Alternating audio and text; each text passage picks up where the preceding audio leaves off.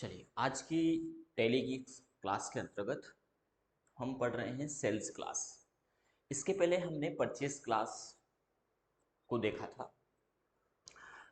Cell और purchase class, यदि हम क्लास कंसेप्ट की बात करें तो सेम एज इट इज़ है, और हमने उस क्लास के अंतर्गत यानी जो हमारा लेक्चर था उसमें हमने जिक्र किया था कि सेम उसी प्रकार सेल्स क्लास आप बना लीजिएगा, और एक मामले में हमने बना करके भी बताया था। लेकिन सेल्स क्लास में कुछ स्टूडेंट्स के डाउट्स आए, और जब सेल्स क्लास में डाउट आए तो उसी डाउट के आधार पर हम उस डाउट को क्लियर करने के लिए आज की सेल्स क्लास को देख रहे हैं।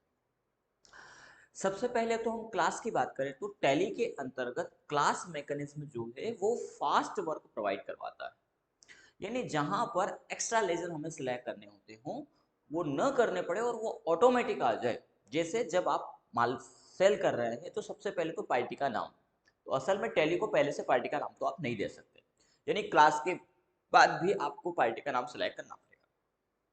लेकिन जब हम सेल वाउचर क्रिएट कर रहे हैं तो हमें सेल्स लेजर सेलेक्ट करने की आवश्यकता क्यों?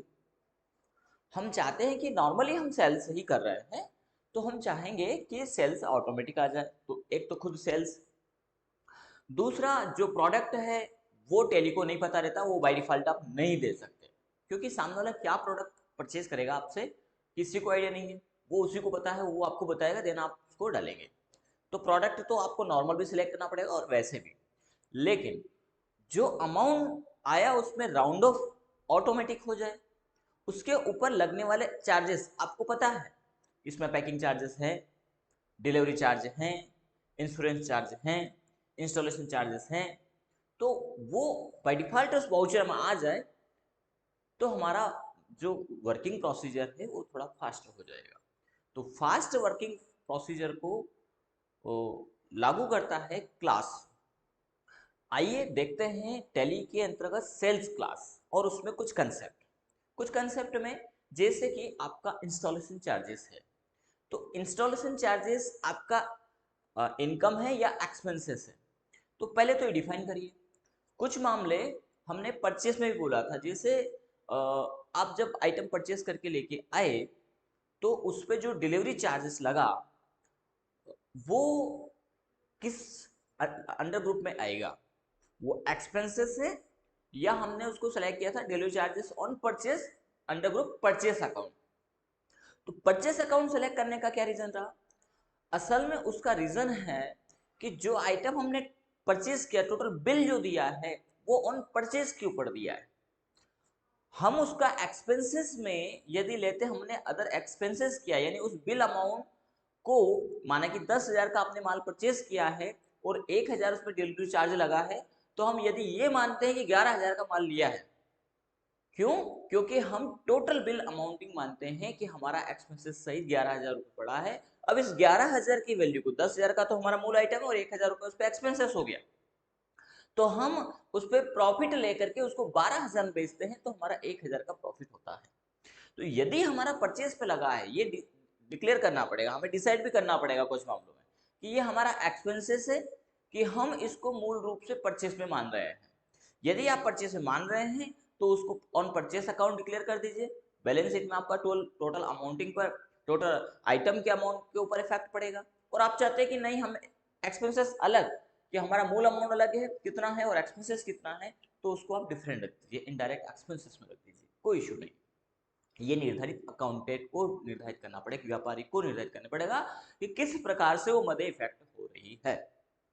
सेल्स में जो है वो यदि मामला बैठता है, जैसे इंस्टॉलेशन चार्जेस है। अब इंस्टॉलेशन चार्जेस आप किसी से इंस्टॉलेशन करवा करके देते हैं उसको, यानी आपके पास प्रोडक्ट है, उदाहरण के तौर पर हमारे पास लैपटॉप पीसी है, हम इसको सेल करने का काम करते हैं, लेकिन जो सॉफ्टवेयर इंस्टॉलेशन है वो हम किसी अन्य थर्ड पार्टी से करवा करके फिर दे देते हैं। तो सीधी सी बात है कि वो हमारे लिए एक्सपेंसेस है, तो हम उसका अंडर ग्रुप इनडायरेक्ट एक्सपेंसेस रखेंगे। लेकिन यदि वो हमें मिलता है तो वो हमारा इनडायरेक्ट इनकम हो जाएगा। जैसे डिलीवरी चार्ज हम कंज्यूमर से लेते हैं, लेकिन चूंकि उस डिलीवरी चार्ज को डिलीवरी करने वालों को दे देते हैं, वो हमारा इनकम नहीं है, तो हमारे लिए वो एक्सपेंसेस है कि जो सेल से हुआ, हम अपने कंज्यूमर से सेल के समय डिलीवरी चार्ज लेंगे। लेकिन चूंकि उसे हम भी प्रोवाइड कर रहे हैं, हम अपने पास नहीं रख रहे, तो हमारे लिए वो इनडायरेक्ट एक्सपेंसेस हो गया। बिलिंग में हम लेंगे तो इनडायरेक्ट एक्सपेंसेस हो गया। इसी प्रकार पैकेजिंग चार्ज, वो भी इनडायरेक्ट एक्सपेंसेस हो गया। इसी प्रकार हमारा डिस्काउंट, वो भी हमारे लिए एक्सपेंसेस है, क्योंकि हमने कंज्यूमर को डिस्काउंट दिया है। डिस्काउंट लेते, यदि डिस्काउंट लेते हैं तो वो हमारी इनकम हो सकती है। और डिस्काउंट को यदि हमने लिया नहीं, हम तो बिल अमाउंट में करना चाहते हैं परचेसिंग के दौरान, ध्यान रखिएगा, तो discount on purchase under group purchase account, ये बात भी ध्यान रखना है। Discount on purchase under group purchase account, लेकिन हम चाहते हैं कि उसका इफेक्ट बैलेंस शीट में दिखाई दे, तो हम उसको इनडायरेक्ट इनकम रख लेंगे, और जो दिया है वो इनडायरेक्ट एक्सपेंसेस रख देंगे। तो इनकम माइनस एक्सपेंसेस, जो बचा वो आपका सेव। तो इस प्रकार से इन मैकेनिज्म को आपको समझना होगा, तभी आपके डाउट्स क्लियर होंगे कि कहां स्थिति कैसे इफेक्ट कर रहा है। जब तक आप उसका एनालिसिस नहीं करेंगे तब तक समस्या बनी रहेगी एज इट इज। तो ये समझ कर चलिए, अब हम एक क्लास बनाते हैं सेल्स का, और उस सेल्स क्लास के अंतर्गत packing charges, delivery charges, discount, इन सब को इंक्लूड करते हैं और ऑटोमेटिक इनको देखते हैं।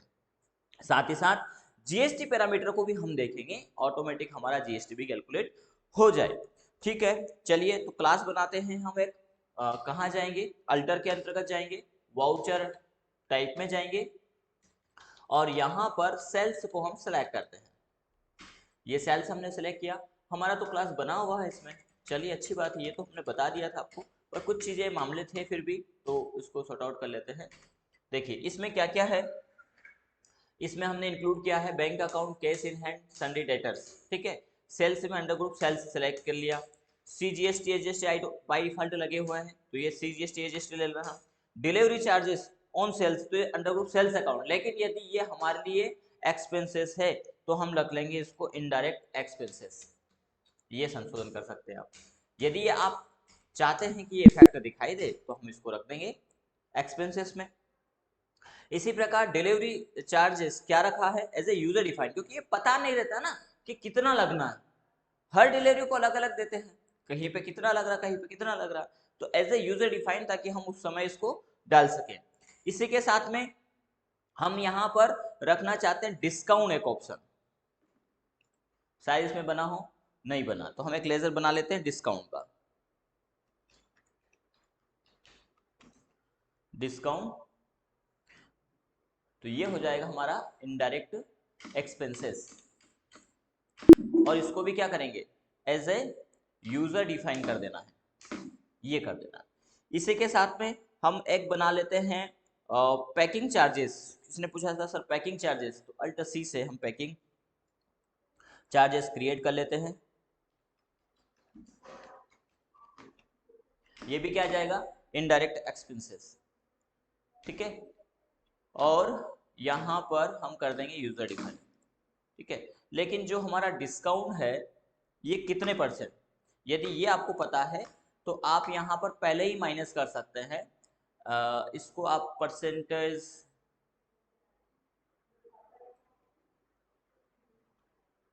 नहीं यहाँ पे ऐसा ऑप्शन हम क्वांटिटी के ऊपर तो नहीं दे सकते फिलहाल। चलिए इसको यूजर डिफाइन कर देते हैं, और पैकिंग चार्जेस के बाद हम ले लेते हैं राउंड ऑफ। ये राउंड ऑफ ले लिया as a total amount rounding, normal rounding and 1, control A से एक्सेप्ट करेंगे। आईजीएसटी का भी इसी प्रकार कर लीजिएगा आप, कंट्रोल ए से एक्सेप्ट कर देते हैं हम। अब हम सेल्स का एक वाउचर एंट्री रिकॉर्ड करते हैं। वाउचर में जाएंगे, सेल्स में जाएंगे, सीजीएसटी एंड एसजीएसटी। आपको भी कहीं कोई इस प्रकार के डाउट्स हैं तो आप कमेंट करके बता सकते हैं।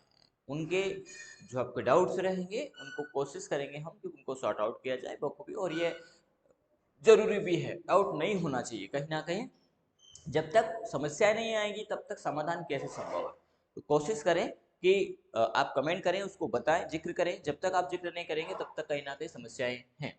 चलिए माना कि हमने ये माल जयस को दिया, अल्ट सी से जयस अकाउंट हम बना लेते हैं।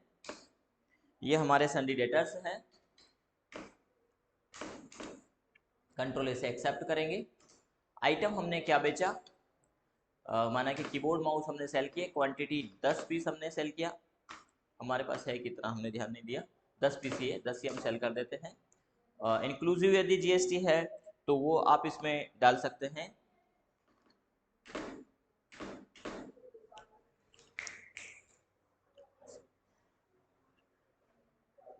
ठीक है, वो हमने यहाँ पे डाल दिया। अब देखिए जीएसटी तो ऑटोमेटिक निकल के आ गया। डिलीवरी चार्जेस, थोड़ा स्पेलिंग मिस्टेक हो, ऑन सेल स्पेस नहीं दिया, तो डिलीवरी चार्ज हमारा सेल्स के ऊपर कितना है, आप यहाँ पर देखेंगे राउंड ऑफ ऑटोमेटिक माइनस में आ गया है। अब हमें यहाँ पर डिलीवरी चार्जेस का मेंटेन करना है।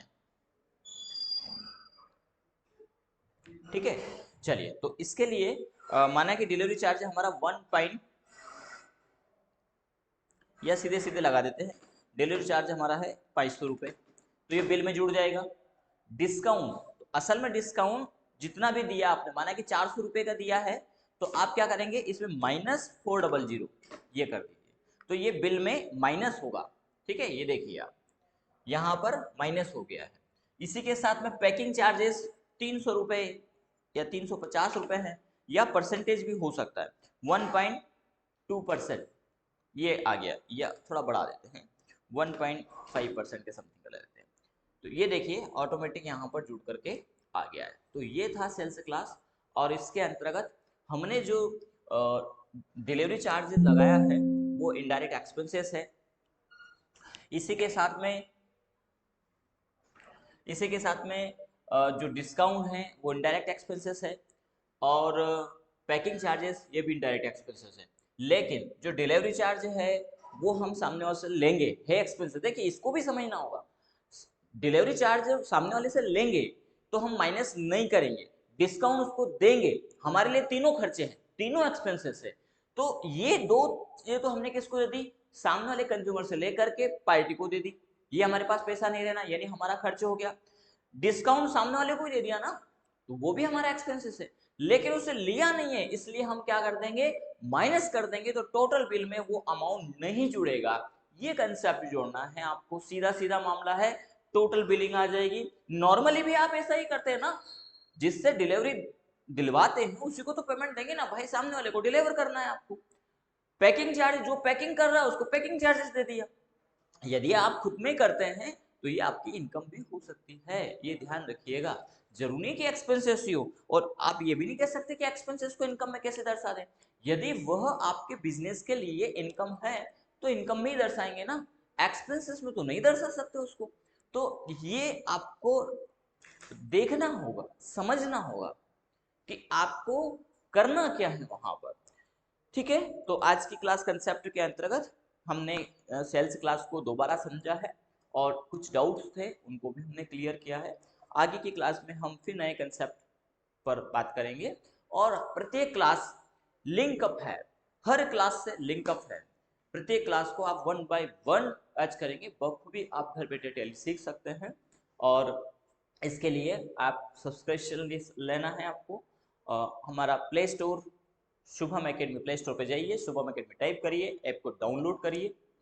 वहाँ पर आपको ऐप डाउनलोड करने के बाद हमारे द्वारा बैच कोड दिया जाएगा।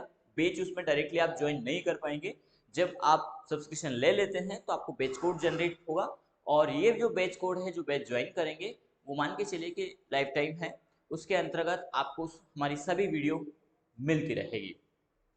साथ ही साथ लाइव क्लासेस के नोटिफिकेशन वगैरह भी आपको मिलते रहेंगे, नोट्स वगैरह की पीडीएफ भी आपको वहां पर मिल जाएंगे। इसी के साथ ऑफलाइन क्लासेस ज्वाइन करना चाहते हैं तो एडमिशन ओपन है।